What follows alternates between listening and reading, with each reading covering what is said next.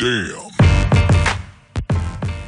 Нарышкин и Жириновский поспорили о пользе кофе. Лидер ЛДПР заявил, что кофе и чай в основном возбуждающие средства, и они нам совершенно не нужны. Председатель Госдумы Сергей Нарышкин поиронизировал над лидером ЛДПР Владимиром Жириновским, выступавшим во вторник на пленарном заседании Палаты против употребления кофе.